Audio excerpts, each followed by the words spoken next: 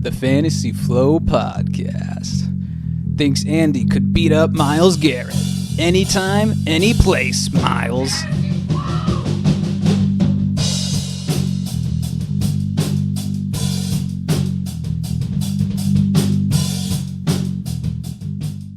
Hey, welcome to the Fantasy Flow Podcast. I'm your host, Austin. I'm usually joined by my co-host, Andy, but I got another solo episode for you this week. He's still on vacation.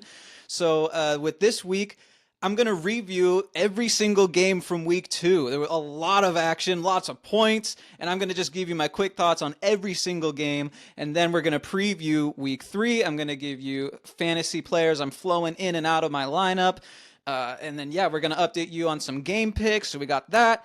And before we jump into it, if you could give us a quick like and subscribe, we really appreciate it. Any support we can get. We're trying to get to 100 subscribers. Again, it's just a quick, free, easy way to support the show. Just give us a quick like, really helps us in the algorithm. I say we just jump into it. And like always, we're going to start with the Seattle Seahawks. And this time, we got to talk about a Seahawks win, which is just fantastic. My expectations were low, but this was a very encouraging game. Not only did we see the offense actually move the ball, but we went into Pittsburgh with the terrible towels flying around, and we beat a pretty decent opponent. The Steelers showed a lot of good stuff in week 1, and in week 2, their home opener with DK Metcalf revenge game, man, there was a lot going against the Seahawks, and I feel like this was just a really encouraging performance. Things that we saw this week that we didn't see in the previous week, like great run blocking. Kenneth Walker had a huge day, and he had some huge holes to run through. That was very encouraging. Cooper Kupp, he went from, 2 catches for 15 yards in week 1 to a bunch of catches and a bunch of yards. I think it was 6 for 75 or something. Just exactly what you want to see from your wide receiver too. He looked great, and he was doing it against Jalen Ramsey at times. Very impressive. JSN, he's the guy. Man, back-to-back weeks, he is an absolute bona fide wide receiver 1. He was last year, and he is again this year. Just exactly who you need. Sam Darnold had a good, sort of game-managey performance. He actually threw 2 interceptions, but it didn't end up costing the team much. I kind of liked how he was just able to sort of manage the game, and like I said, he felt accurate. His box score wasn't as good as what I thought the actual performance looked like. He seemed like a guy that could take this team to 10 wins.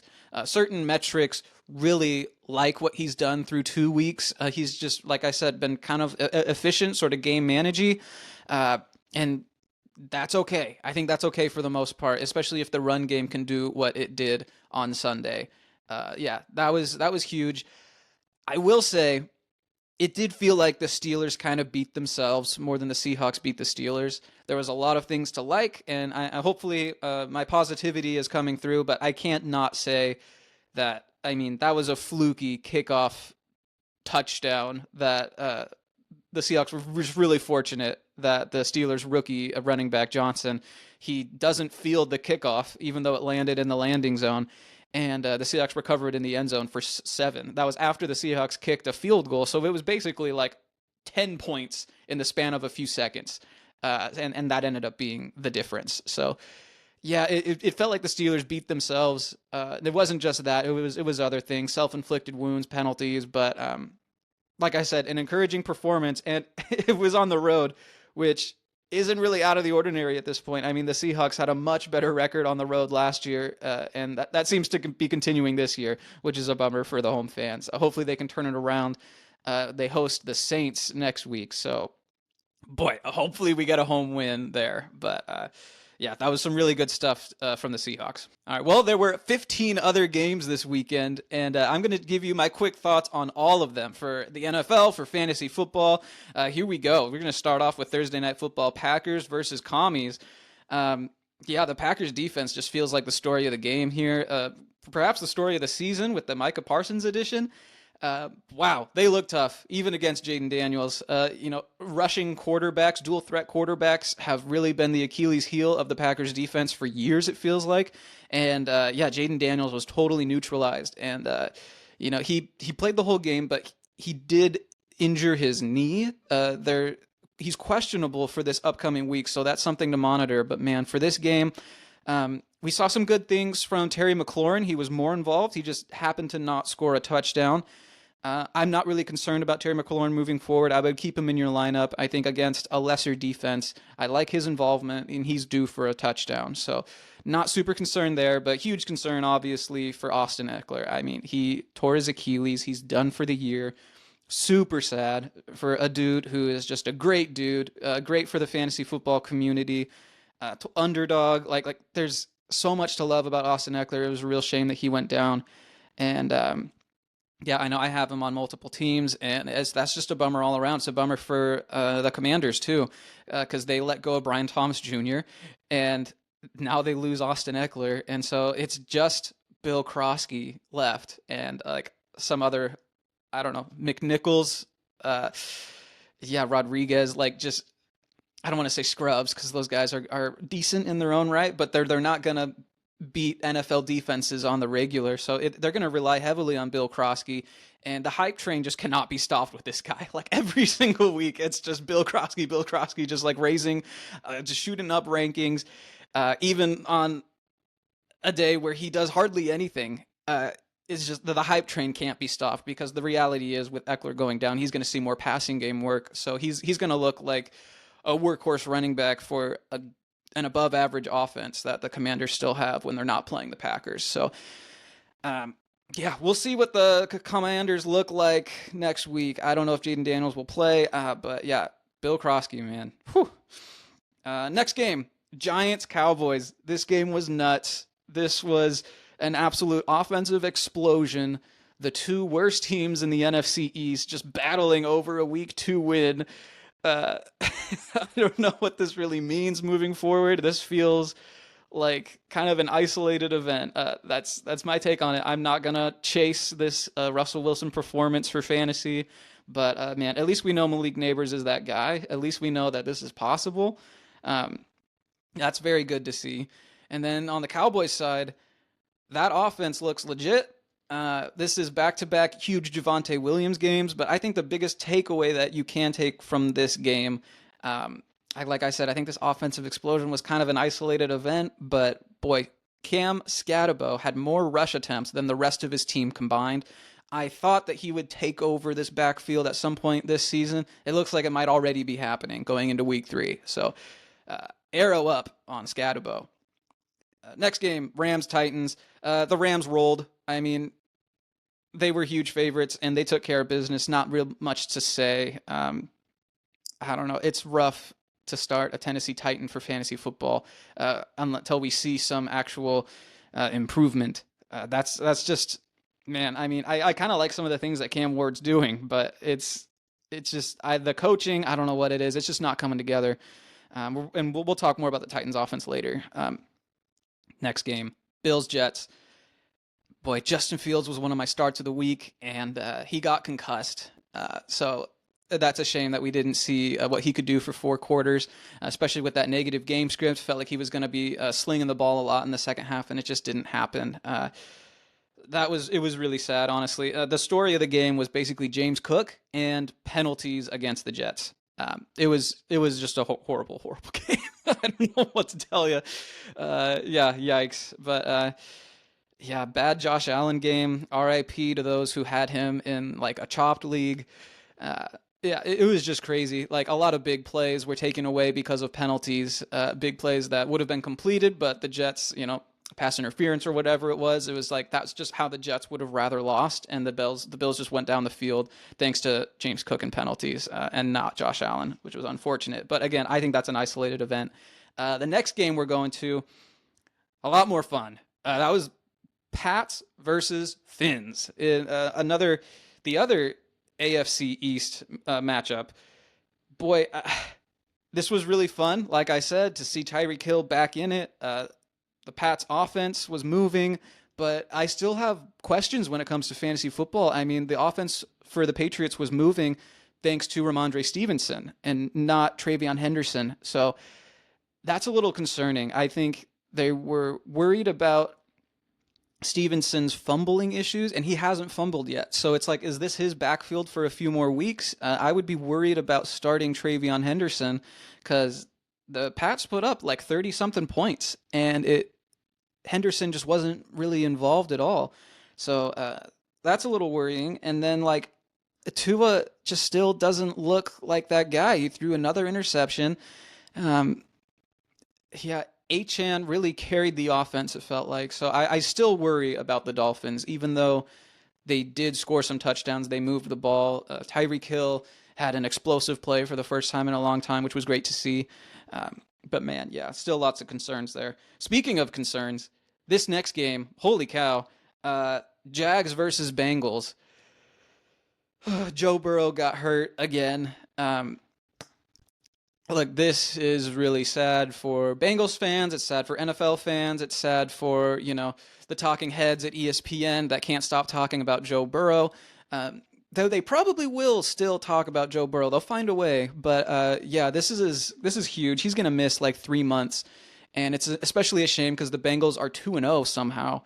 And now they don't have Joe Burrow. They have Jake Browning, who threw 3 interceptions, but also scored 3 touchdowns in this game, ended up leading a game-winning drive late in the fourth quarter to steal one from Jacksonville. So shout out UW. I don't know what this means for the Bengals moving forward, but clearly Jamar Chase, I mean, he's an auto start. I think you can still start a lot of the Bengals because we've seen this before, right? Like Jake Browning steps in and the offense isn't bad. But man, yeah, it's just such a shame for Joe Burrow. On the other side, the Jags run game was terrific, like we thought it'd be against the Bengals, but this is 2 weeks in a row now that the Jags run game has been just awesome. Unfortunately, Trevor Lawrence can't really mirror that success in the passing game, but man, watching this game, I place a lot of the blame at the feet of Brian Thomas Jr.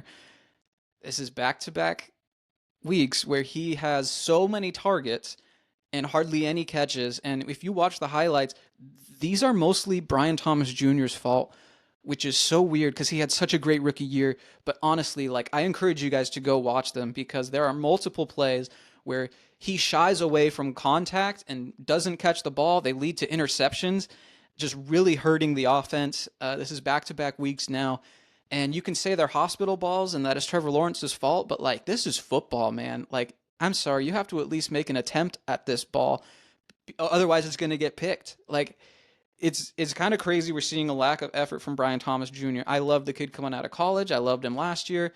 I was concerned about the offense, which is why I don't have any shares of him in fantasy, but it looks like he's part of the problem and they need to get right. I don't know how to fix it, but like, that's a real problem. Yes, some of these are leading him, towards the defense, but like I said, this is football, man. Like, half the time you're going to get hit anyways. Like that's what they tell these guys in the coaching room. It's like, if you feel like you're about to get hit, guess what? It's coming. Whether you catch the ball or not, you're probably going to get hit. So you might as well catch the ball. Yeah, that's a problem. That's a problem moving forward. I don't know if I would be so bold as to sit Brian Thomas Jr. Depending on the other options you have, the other matchups. I think it's in play because it's yikes. Next game, 49ers Saints. Not much to talk about here. I mean, Mac Jones, he took care of business against a lesser opponent. I'm curious to see what he does moving forward as the level of competition increases. They play the Cardinals next week, which is super interesting. We're going to talk about it. But yeah, I don't know. Not much to report. CMC.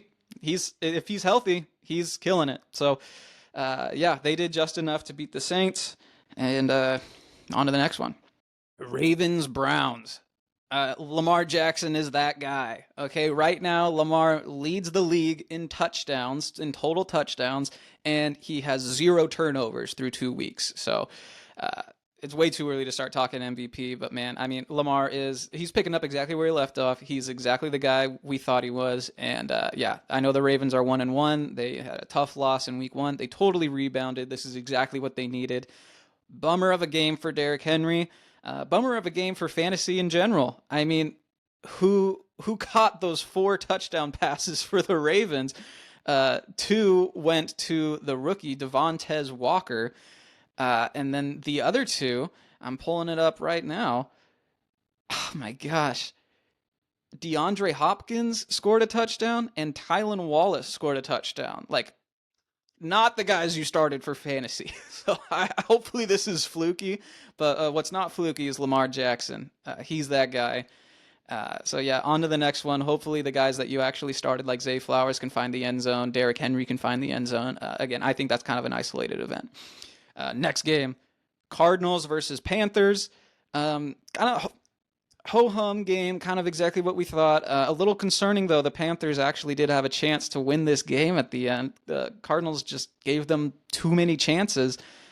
Bryce Young, though, he could not take advantage. He attempted 55 passes in this game and just couldn't get it done. On the flip side, James Conner, we thought this would be a huge bounce-back game for him, and it really wasn't. Like, he found the end zone, so you were happy for fantasy, but his yards per carry are still a little concerning. So something to monitor for sure. And this, man, I mean, this was the matchup to do it against the Panthers' run defense. And yeah, he only had like 11 carries for 30-something yards. So kind of a bummer there. On to the next one, Lions versus Bears. Holy cow, a 50 burger. The Lions drop a 50 burger on the Bears. No Ben Johnson, no problem. Jared Goff attempted 28 passes in this game and had more yards than Bryce Young, who attempted 55 passes. Like, that's how efficient this Lions offense is. And it's not all Ben Johnson. It is the personnel such as Amon-Ra St. Brown, who scored 3 receiving touchdowns. Just totally flipping fantasy weeks. Like, there were some incredible fantasy performances. Man, thank God I'm not a Bears fan. All right, next game. Eagles, Chiefs. This was one of the most boring games of the week. This was kind of a snooze fest. I mean, if you're way into analytics and like the strategy of the alignments of like the chess moves, the game within the game, like there was a lot to take away from this, especially you can compare it to the Super Bowl. There was a lot more blitzing, whereas the Super Bowl, both teams were afraid to blitz the other team's quarterback. They had so much respect for him. They didn't want to blitz, but man, the Chiefs not having the weapons, that resulted in the Eagles saying, you know what, yeah, let's blitz them. Let's see if their backups can beat our defense one-on-one. And neither offense had a lot of success. Huge concern for fantasy for A.J. Brown. This was back-to-back weeks of just no production. And in week 1, it was a big Dallas Goedert game, if you remember. Week 2, Dallas Goedert doesn't even play, and still no production for A.J. Brown. So that's really concerning. I would consider benching him just because whether you play a good team or a bad team, a good defense, bad defense, it just feels like that's not part of the game plan. Devonta Smith seems way safer. So I don't know what to make of that. Maybe he's due. Like that's up to you. I don't know if you want to take him out of your lineup or not, if it's too early. I'm very concerned though rest of season. A.J. Brown is just not the guy that you thought he was when you drafted him in the second round. And A.J. Brown's still doing great. He's still like drawing pass interference and he's still stretching the defense. It's not him. It's just the offense. So don't get me wrong there. But yeah, for fantasy, it doesn't make a difference, unfortunately. All right. This one's tough. This was probably the game of the week, just in terms of entertainment and offense and fantasy points. I'm talking about the Broncos Colts. Yes, the battle of the ponies. And man, Denver should have won. Like we're huge Bo Nix stands. We love the Broncos this year. We've been talking about them all off season, and Denver should have won the game. Like, it's just a bunch of field goal shenanigans, right? Will Lutz misses a 42-yarder. He clanks it off the upright in the fourth quarter. That would have given the Broncos a 5-point lead, which would have forced the Colts to go the length of the field and actually score a touchdown with their last possession in the fourth quarter. That's the difference in the game. Everyone's talking about the leverage call that, and I'll talk about it, but honestly, that Will Lutz miss, a 42-yarder that would have forced the Colts to score a touchdown instead of kick a field goal to win the game. That's the story of the game. And that's being overshadowed by this leverage call. And man, I wanted to get on this podcast and rant about leverage and what a BS call that was. But man, honestly, okay, let me break it down. The Broncos defense, the defense that we thought was amazing, does come up with the big stop. Yes, they allowed points before that, but they come up with the stop when they need to. They force the Colts to kick a 60-yard field goal, and Spencer Schrader, he just misses it. It's not even close. Like, I don't know if it had the power, but like it was way off from the start. And then they throw this leverage penalty, which is a penalty against the defense on the center, where you are, I don't know, pushing the player to get leverage. And I was very frustrated. I thought it was BS. Schrader gets a second attempt, and not only does he get to try again, but it's a 15-yard penalty. So it goes from a 60-yard field goal to a 45-yard field goal, which he nails, and game's over, Colts win.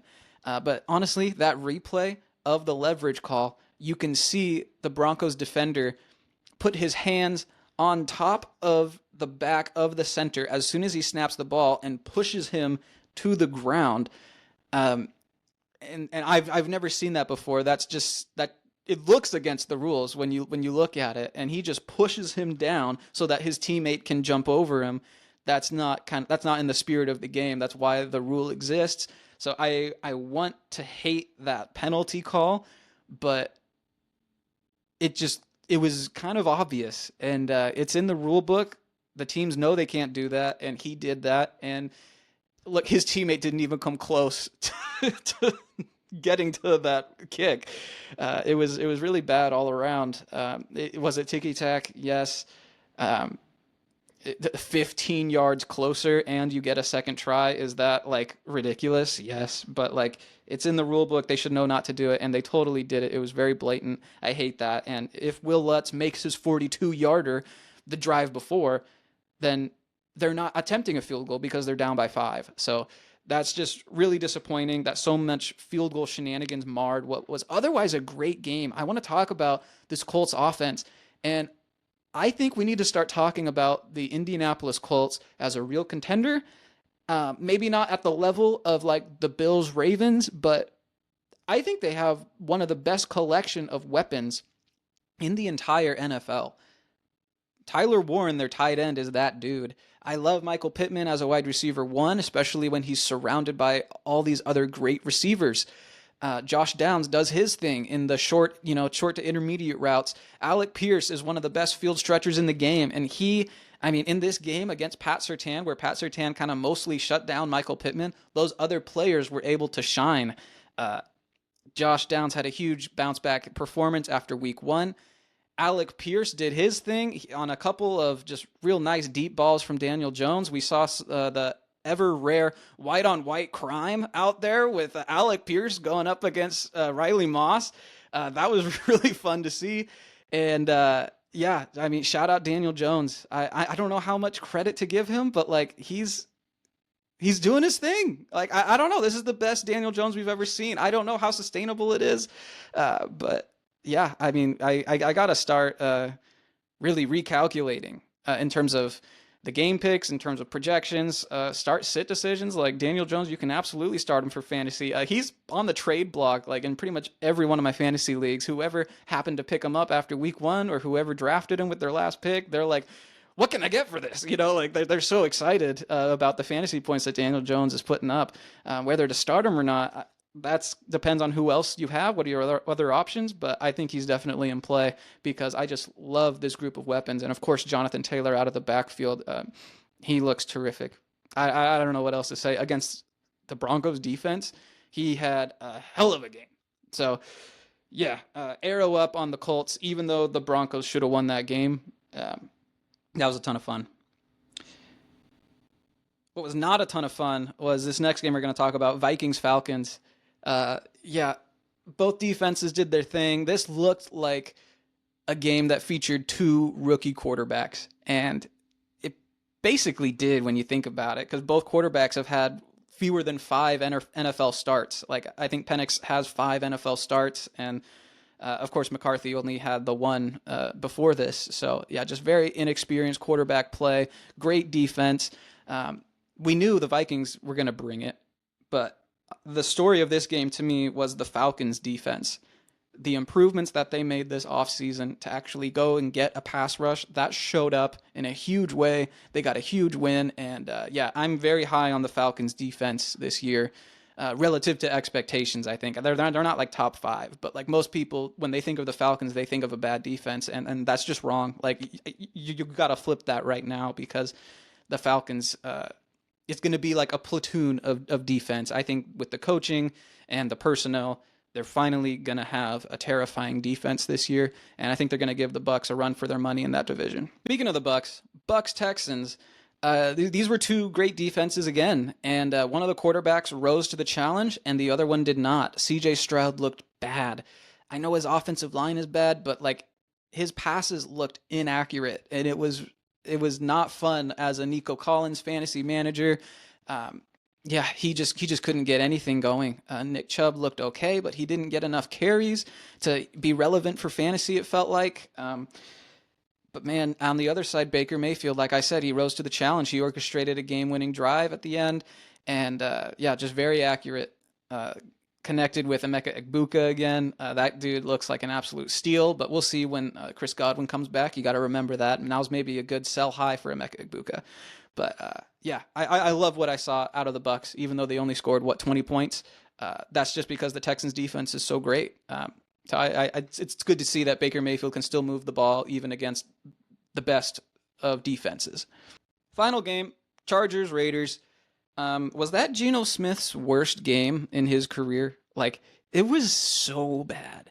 It was so bad because it's juxtaposed with Justin Herbert, who had an incredible game. He looks like an MVP candidate in his own right, especially if this defense can maintain this level of play. The Chargers win enough games. Hey, Chiefs 0-2. So that division might be up for grabs. That's definitely in the cards. So it's juxtaposed with Justin Herbert's play. You got Geno Smith on the other side. His defense gives him chance after chance in the fourth quarter, and he just keeps turning the ball over. He leads the league in interceptions through 2 weeks.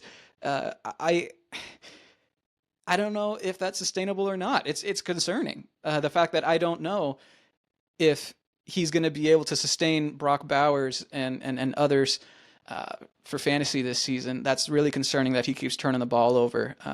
Just a depressing game, especially if you needed points. That was the last game of the week. So for your fantasy matchup, if you needed points from the Raiders, Geno Smith was not giving it to you. So great win for the Chargers. And that division's going to be super interesting now. Okay, one final shout out to the guys that just absolutely went nuclear this week. I already talked about some of them, like Amon-Ra St. Brown, but 6 of the top 8 fantasy scorers this week were non-quarterbacks in most leagues. Like, I don't know what your settings are, but in most leagues, when you look at the top, just all players, it wasn't quarterbacks who were at the top. Like, Puka Nacua had 8 catches for 136 yards and a touchdown, and he was the wide receiver 5 on the week. So, like, Rome Odunze, Jamar Chase, Malik Neighbors, just like melting faces this week. I wanted to give them a shout out, as well as Jonathan Taylor, James Cook. Like, there were just some outlandish performances. Very selfish of them, honestly. There were a lot of players that didn't get into the end zone, and these guys just soaked up all the points. If you had one of those guys on your team, congrats. We also have to talk about, I know I mentioned it a little bit earlier, but we're going to go through these quarterback injuries one by one, just to remind you guys. So Joe Burrow, he got an owie on his toe. He's out for 3 months. Brock Purdy, he still has an owie on his toe. He's going to miss a few more weeks. J.J. McCarthy has a high ankle sprain. He's going to be out for a couple of weeks, I think. Jaden Daniels, knee sprain, may or may not miss this week. I think he probably misses this week. So, but you got to stay tuned for that, because that's not going to come out until probably Friday, Saturday. And finally, Justin Fields got a concussion. With the new way that the league has been handling concussions, it's more likely than not that you're going to miss 1 week. So expect Tyrod Taylor to lead the Jets in week 3. All right, last thing we got to do before we flip the page to look forward to week 3 is we have to do the team elimination challenge. The team elimination challenge for week 2. Week 1, we eliminated the Saints. Week 2, I'm looking at all these 0-2 teams. Who can I eliminate? Who can I definitively say has no chance to make the playoffs? I think the worst team in the league, besides the Saints, is probably the Panthers. But there's a couple reasons why I'm afraid to pick the Panthers, because they're in the same division as the Saints, and with this team elimination challenge, you kind of want to stay balanced. And they have a relatively easy schedule. I mean, honestly, the Panthers themselves are the cupcake. Like, the Panthers don't have any cupcakes on their schedule, but it's easier than this next team that I'm considering, the Cleveland Browns. They've faced two real tough opponents. I'm not surprised they're 0-2. I kind of like the fight that they put up in week 1. Should have won that game, but they didn't. And then they laid an egg against the Ravens, which a lot of teams will do this year. So I don't hold it against them. However, the Browns' next two opponents are the Packers and the Lions. So that sounds like 0-4 to me, and you want to kind of stay balanced when you're doing this team challenge. So we eliminated the Saints, which was an NFC team. I'm going to go AFC this week, and I'm going to eliminate the Browns. I don't need to wait for them to lose to those two teams. I'm just going to eliminate them. Browns are not making the playoffs. They're done. All right. Week 3 of the NFL. Let's look ahead at the schedule and see what games we're most excited to watch. Right away, what sticks out to me is Rams-Eagles. These are two teams that in the preseason, I said these two teams are probably the two best teams in the NFC. I think with the Lions, the attrition that they had, I'm not sure. This was before the Micah Parsons trade. So the Eagles and the Rams to me were the two best teams in the NFC, and they face each other on Sunday morning. I'm really excited to see how that shakes down. Both teams 2-0. The winner is going to be probably right there with the Packers atop the conference. So that's just from a football watching standpoint, that's going to be huge. Both of those teams have great defenses. So for fantasy football, I don't know how many points we're going to see get racked up there, but for NFL, that's going to be must-watch TV. Also must-watch TV, let's go to the AFC. We got the Broncos facing the Chargers. After that performance on Monday night, the Chargers, they find themselves 2.5-point favorites against the Broncos. I think the Chargers are at home, so that's going to be huge. If the Chargers win, they're 3-0. If the Broncos win, they're 2-1 with the tiebreaker over the Chargers. So the winner of that game is leading the AFC West. So just massive implications for that game. That's going to be a lot of fantasy points, I think, and that's going to be a lot of fun to watch. You got Bo Nix going up against Justin Herbert. Elsewhere, I'm looking at this Monday night game. Holy cow. Ravens, Lions. Just a clash of the Titans again. And yeah, that's going to be obviously national television. It's Monday night. So many fantasy players in that game. I mean, I can't think of two teams that have so many players being started, right? Like the Ravens, Lions, Derrick Henry, Jahmyr Gibbs. Man, I mean, obviously Lamar and Jared Goff. The tight ends, like this game has everything. And the Ravens, I think the Ravens are favored by like a not negligible amount. So it's going to be super interesting to see, especially with the Lions coming off that 40 burger that they dropped on Ben Johnson. Can they carry that momentum into Baltimore? I don't know, but I'm excited to see it. For fantasy football, let's talk about players that I am flowing into my lineup this week. I'm going to start off quarterback. I'm going to go with Aaron Rodgers going up against the New England Patriots. This isn't an obvious pick. I'm not starting him over like the must starts, but if you are going to stream this week, I like Aaron Rodgers because New England has allowed over 300 passing yards in both of their first two games against Geno Smith and Tua. Not exactly like all pros. So yeah, if those guys can have success against this Patriots defense, I think Aaron Rodgers can too. So I'm looking for a big game from Aaron Rodgers there. Running back, I'm going to stay in this same game, and I'm going to go Ramondre Stevenson. I'm going to chase those points. Against the Steelers, Pittsburgh struggled to stop the run in both of their first two games. Breece Hall, if you remember, with the Jets, they were running all over the Steelers defense. And Kenneth Walker, like I said at the top of this episode, the Seahawks were able to get a lot going on the ground. So yeah, I think Ramondre Stevenson showed this last week that he is the Patriots' number one running back, and I expect him to repeat that success against the Steelers.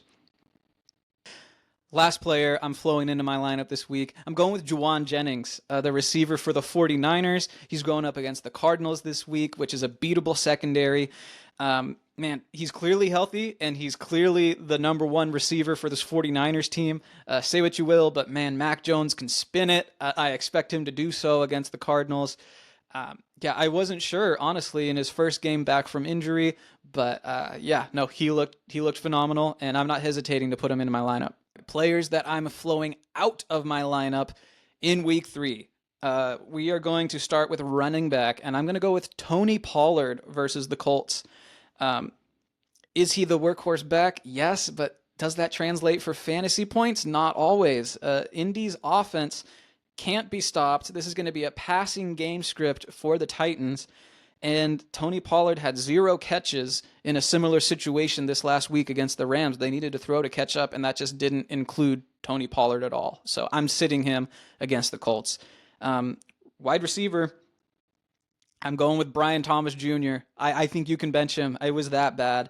And they're going up against the Houston Texans. So you're going to have Derek Stingley covering BTJ most of the time. That's scary. I don't want any part of it. I think if you have another viable option on your bench, you can absolutely sit Brian Thomas Jr. this week.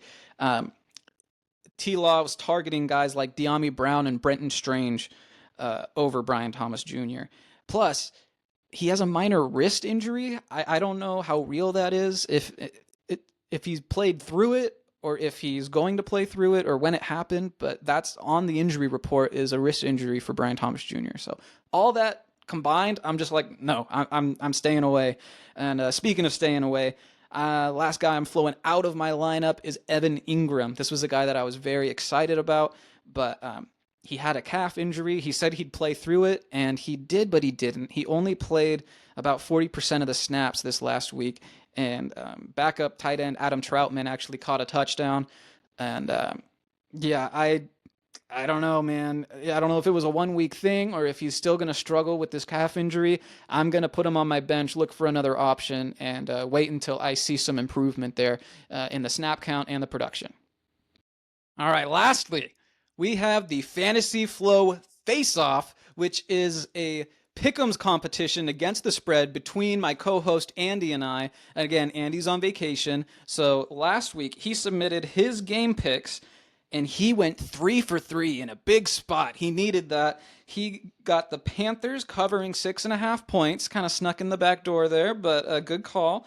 Patriots to cover 1.5 as underdogs. Crazy that they were underdogs. They ended up winning by 6, so good call. And then he took the Chargers to win by more than 3, and they did, thanks to Geno Smith and his 3 interceptions. So 3 for 3. Round of applause for Andy. He needed that, like I said. And my picks, I didn't do too bad either. The Rams were 6.5 favorites. I thought they'd win by more against the Titans, and they did. The Eagles in a pick'em against the Chiefs.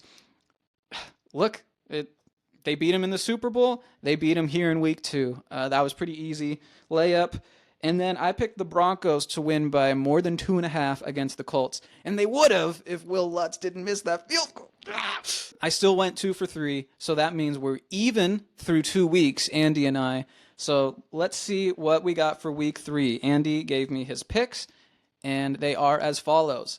The 49ers, led by Mac Jones, to win by more than 1 against the Cardinals. 49ers still favored against the Cardinals without Brock Purdy. That's interesting. I don't mind that pick, actually. The Panthers to cover the spread. They're underdogs, but he's picking the Panthers to cover the spread of 4.5 points versus the Atlanta Falcons. That's interesting. And then he's picking the Patriots for the 3rd time in a row. They are 1.5 point underdogs again, but this time versus the Steelers. He's picking the Patriots. So you get to win the game or lose by 1 point there. And here are my picks. I got the Packers covering 7.5 points against the Browns. I got the Houston Texans as 1.5 point underdogs against the Jags. I think the Texans win that game. I think their defense is going to give Trevor Lawrence fits. And everything I said about Brian Thomas Jr., just copy-paste. For my 3rd pick, We have our first true face-off because I'm taking the other side of a game that Andy picked. Andy likes the Panthers plus 4.5 points. I like the Falcons to cover. I think I love what I saw from the defense. I hate what I'm seeing from Bryce Young. That's a match made in hell. I don't care that it's in Carolina. Give me Michael Penix. Give me Bijan Robinson. I think they're going to run all over the Panthers. Give me the Falcons to win by a touchdown. All right, guys, that's it for this week. Remember to give us a like and a subscribe. Share this podcast with a friend. We're trying to go for 100 subscribers. Andy will be back with us next week. So until then, thanks and good luck. Thanks a ton for making it to the end of the episode. You're a real one. Don't forget to like and subscribe. That's a free, easy way to support the show, and it really helps us out. And leave us your comments down below if you're on YouTube, or send in your questions at the Fantasy Flow Podcast at gmail.com. Until next time.